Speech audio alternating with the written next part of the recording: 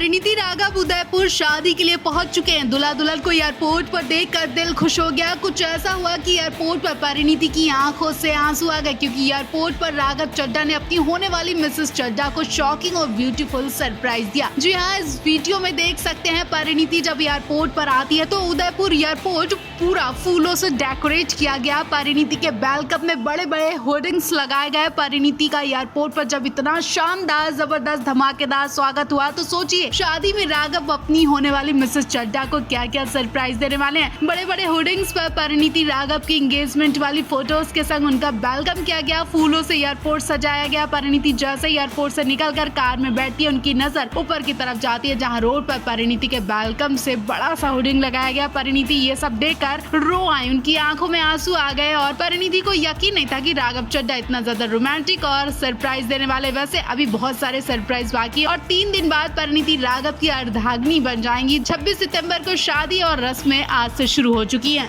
परिणीति के लिए राघव ने सिर्फ एयरपोर्ट पर ही फूल नहीं बिछवाए, बल्कि बाकायदा बारात वाली फीलिंग्स भी दिलवाई कि परिणीति राघव की राजकुमारी बनने जो जा रही हैं। मिसेस चड्ढा को स्पेशल फील करवाने के लिए राघव चड्ढा ने और ढेर सारे सरप्राइज दिए जो एक एक करके सामने आते जा रहे हैं। हालांकि परिणीति ने अपनी शादी को बहुत प्राइवेट रखने की बहुत कोशिश की, लेकिन राघव चड्ढा के सरप्राइज को देखते हुए ये शादी अब प्राइवेट नहीं रही। अब एयरपोर्ट पर बाराती आते दिखाई देने लगे। दरअसल भाग्यश्री अपने पति राघव और परिणीति की शादी में शामिल होने के लिए एयरपोर्ट पहुंची। तब वीडियो में देखा जा रहा है कि कैसे एयरपोर्ट पर बाराती खड़े दिखाई दिए। एग्जिट गेट के दोनों तरफ बैंड खड़ा दिखाई दिया। इतना ही नहीं, ढोल नगाड़े की आवाजें भी आ रही है। जैसे ही परिणीति एयरपोर्ट पर आई, बारातियों ने ढोल नगाड़े के साथ परिणीति का उदयपुर एयरपोर्ट पर स्वागत किया और बाकायदा पूरे एयरपोर्ट पर फूल बिछाए दिखाई दिए। राघव परिणीति से पहले उदयपुर पहुंचे थे, इसीलिए ताकि वो परिणीति को एक एक कदम पर हर एक सरप्राइज देते रहे और दुल्हन वाली फीलिंग्स दे सके। इस दुल्हन के लिए एयरपोर्ट पर बारात पहुंचवा दी, जिसे देखकर परिणीति की आंखों में आंसू आ गए। अब आगे आगे देखिए राघव अपनी मिसेस चड्ढा के लिए क्या क्या करने जा रहे हैं। परिणीति चोपड़ा और राघव चड्ढा 2 दिन बाद हमेशा के लिए एक दूसरे के हम सफर बनने वाले हैं। दोनों उदयपुर में साथ फेरे लेंगे, लेकिन उससे पहले इस कपल के प्री वेडिंग फंक्शंस के कई वीडियो इंस्टाग्राम पर वायरल हो रहे हैं। हाल ही में परिणीति राघव का एक डांस वीडियो सामने आया था, जिसमें एक्ट्रेस पंजाबी गाने पर दिल खोलकर डांस करते हुए नजर आ रही थी। इस वक्त ज्यादा एक्ट्रेस परिणीति चोपड़ा अपनी जिंदगी के नए फेज में कदम रखने जा रही है। जल्दी वो आम आदमी पार्टी के नेता राघव चड्ढा की दुल्हनिया बनने वाली है। उदयपुर में शादी के बंधन में बनने से पहले दिल्ली में ही दोनों के प्री वेडिंग फंक्शंस हो चुके हैं, जिसकी वीडियो इंटरनेट पर वायरल हुई थी। पहली वीडियो में वो गुरुद्वारा में बाबा जी के दर्शन करने गए थे। अब हाल ही में परिणीति राघव का प्री वेडिंग फंक्शंस का एक और वीडियो आ चुका है, जिसमें परिणीति राघव अपने डांस मूव से एक खुशनुमा माहौल बनाते हुए नजर आ रहे हैं। परिणीति राघव 27 सितंबर को शादी के बंधन में बनेंगे। शादी की तैयारियां हफ्ते भर पहले से शुरू हो चुकी है। उदयपुर में परिणीति चोपड़ा के कई फंक्शंस होने वाले हैं। परिणीति अपनी शादी से पहले हर पल को यादगार बनाती हुई नजर आई। 40 साल पहले अंधा कानून फिल्म में रजनीकांत हेमा मालिनी के भाई बने थे।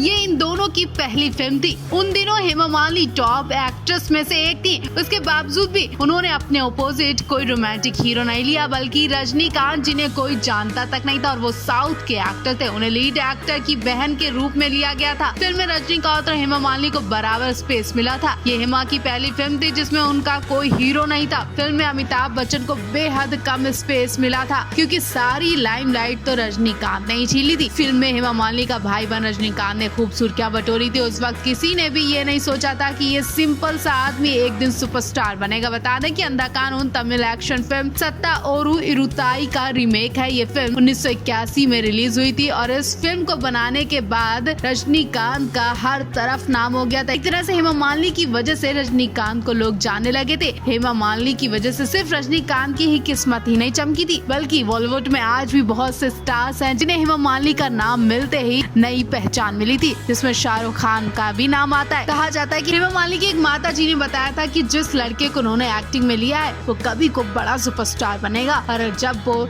शाहरुख खान सुपरस्टार बने तब हेमा मालिनी को उनकी कही बात याद आई।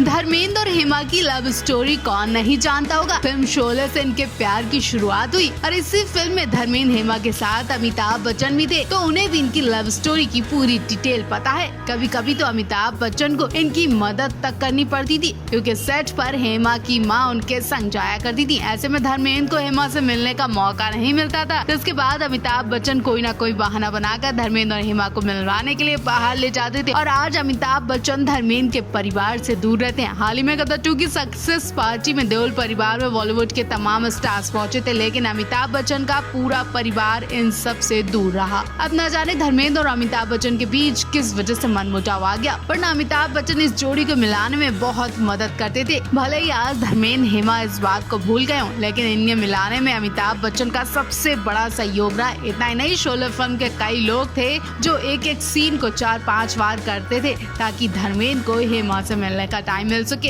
हेमा मालिनी जैसी खूबसूरत टैलेंटेड अदाकारा के लिए कौन नहीं पागल होना चाहेगा। धर्मेंद्र ने तो इनके लिए अपनी जिंदगी में बड़ा दांव खेला था, जिसे पूरे जमाने ने देखा, लेकिन कोई और भी था जो हेमा मालिनी के लिए पागल था। जी हाँ, अपने जमाने के सुपरस्टार संजीव कुमार हेमा को बेइंतहा प्यार करते थे। सीता और गीता फिल्म से संजीव हेमा की नजदीकियां बढ़ने लगी थी। संजीव का रिश्ता हेमा के घर भेजा गया। हेमा की माँ शादी के लिए राजी हुई, लेकिन उन्होंने एक शर्त रख दी कि शादी के बाद भी हेमा फिल्में करेंगी, जो कि संजीव को मंजूर नहीं थी। संजीव घरेलू लड़की चाहते थे जो उनकी माँ की सेवा करे और घर के काम करे। हेमा ने जब इनकार किया तो संजीव ने कभी शादी नहीं की, क्योंकि उन्हें एक डर भी था कि अगर शादी हुई तो उनकी मौत हो जाएगी और अगर बेटा हुआ तो भी मौत हो जाएगी, क्योंकि जब संजीव के भाई 10 साल के थे तो पिता की मौत हो गई थी। जब संजीव का बेटा 10 साल का हुआ तो संजीव के भाई की मौत हो गई और उसके बाद संजीव ने शादी से मन हटा लिया। उन्होंने कभी शादी नहीं की। उसके बाद उन्होंने एक बेटे को गोद लिया। जब वो 10 साल का हुआ तो संजीव की हार्ट अटैक से मौत हो गई।